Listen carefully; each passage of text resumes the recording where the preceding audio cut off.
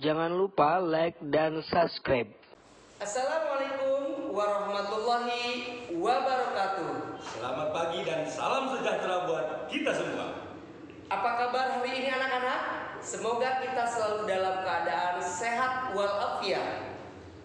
Anak-anak, pada pagi hari ini kami guru kelas 6 akan memberikan video pembelajaran tentang tema 1, Subtema 2, pembelajaran yang kelima. Selamat menyaksikan. Anak-anak, pada pagi hari ini kita akan menitik fokuskan pembelajaran pada mata pelajaran IPS dan SBDP.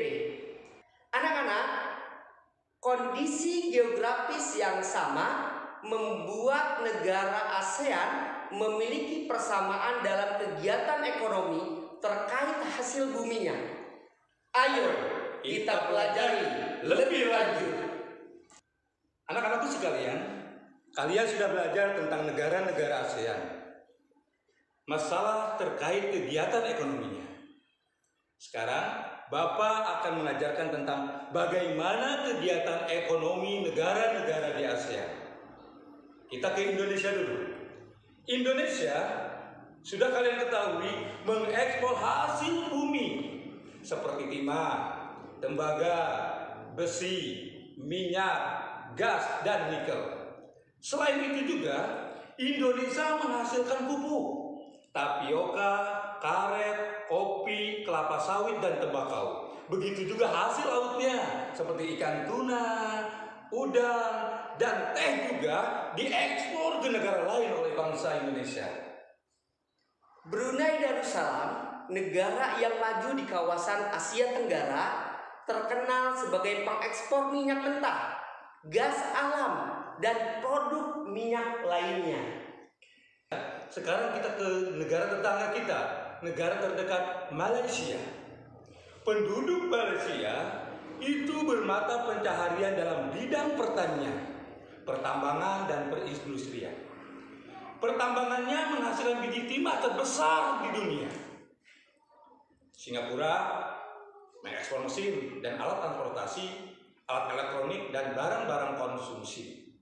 Bahan kimia dan produk olahan minyak dihasilkan juga di Singapura. Singapura termasuk negara Asia Tenggara yang berpendapatan paling tinggi. Bagaimana dengan Thailand?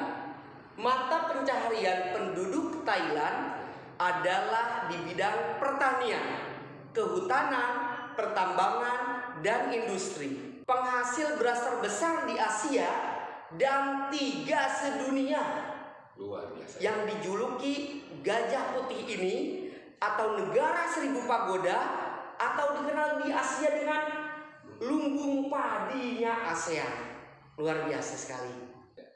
Kalau tadi Pak Rudi sudah mengatakan tentang bagaimana pencaharian penduduk Thailand, sekarang Bapak akan bercerita tentang bagaimana pencaharian penduduk Filipina. Penduduk Filipina pencahariannya adalah di bidang pertanian, pertambangan, dan industri. Komoditas ekspor Filipina itu terdiri atas gula, kopra, kayu, nanas, dan biji tembaga. Kalau tadi Pak Heri sudah menjelaskan Filipina, sekarang Bapak ke Vietnam.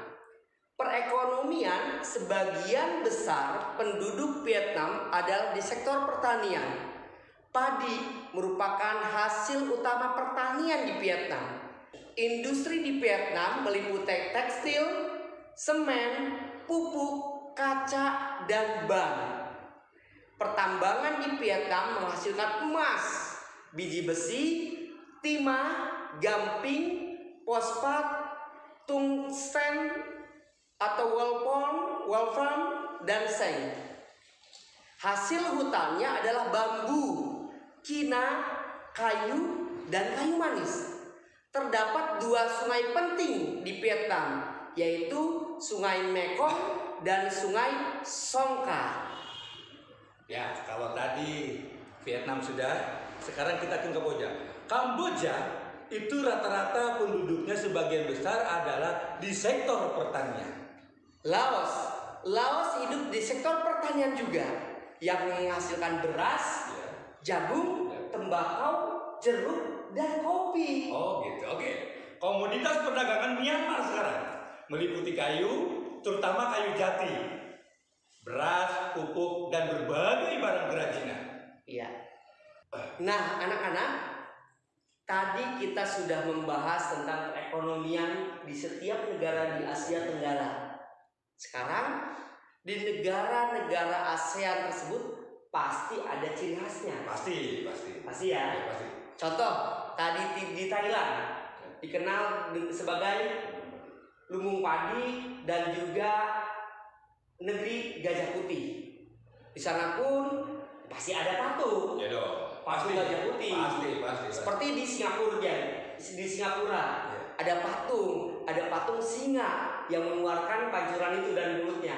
Nah, sekarang di Indonesia pun banyak sekali patung-patung yang dibangun, yang dibuat untuk menandakan itu ciri khasnya.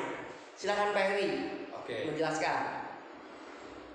Di Indramayu, itu ada patung yang berlogo, yang di atasnya itu ada buah mangga. Nah, itu ciri khas dari negara Indonesia. Indramayu khususnya gitu ya. Nah, ini luar biasa karena Indonesia memang memiliki kreasi-kreasi masyarakat yang luar biasa dan hasil pertaniannya yang luar biasa. Betul. Sehingga di Indramayu pun dibuat patung yang di atasnya ada buah mangganya. Iya. Ada rusa juga. Ada rusa juga. Kalian tentu bisa menyebutkan ada lagi yang lainnya. Tadi kita sudah mengetahui ada beberapa patung, itu juga Pak disebutnya maskot. Apa itu maskot? Maskot adalah sesuatu yang dijadikan ciri khas pada sebuah kota atau negara. Seperti tadi sudah dijelaskan di depan, Singapura yang terkenal dengan patung ikan berkepala singa. Itu namanya ikan berkepala singa, Pak. Ikan berkepala singa yang dapat mengeluarkan air dari mulutnya. Iya. Sekarang kita juga punya Indonesia.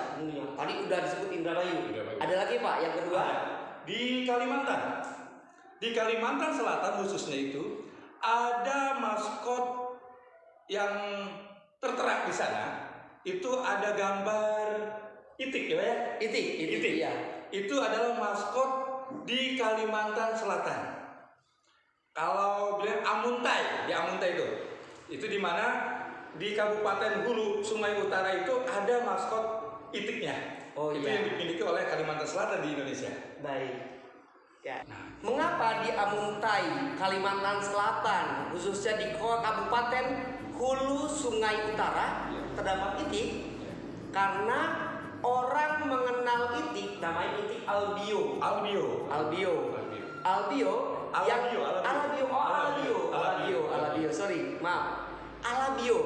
Itik alabio. Memang penetasan itik alabio ini kita dapat dari turun temurun. Nah, sekarang dari kakek, kemudian orang tua, dan sekarang generasi ketiga. Kan telur itik. Ada lagi Pak, di mana lagi ya? Ada juga di Indonesia, itu letaknya di Banjarmasin. Itu ada patung bekantan. Di mana hewan ini merupakan binatang endemik di Kalimantan Selatan. Apa coba binatang endemik di Kalimantan Selatan itu? Nah, oleh karena itu Kalimantan Selatan atau dikenal dengan ibu kotanya Banjarmasin itu memiliki bekantan sebagai ikon kota mereka. Hal ini pun direalisasikan dengan patung besar bekantan yang indah dengan tinggi 6,3 meter. 6,3 meter, Pak. Luar biasa Indonesia ya. Baik anak-anak, itu mungkin sekilas pembelajaran yang dapat kami sampaikan berdua. Mudah-mudahan ada manfaatnya dan mudah-mudahan bermanfaat untuk kalian. Amin. Ya, dari kami cukup sekian. Wabillahi taufiq wa hidayah. Wassalamualaikum warahmatullahi wabarakatuh. Merdeka.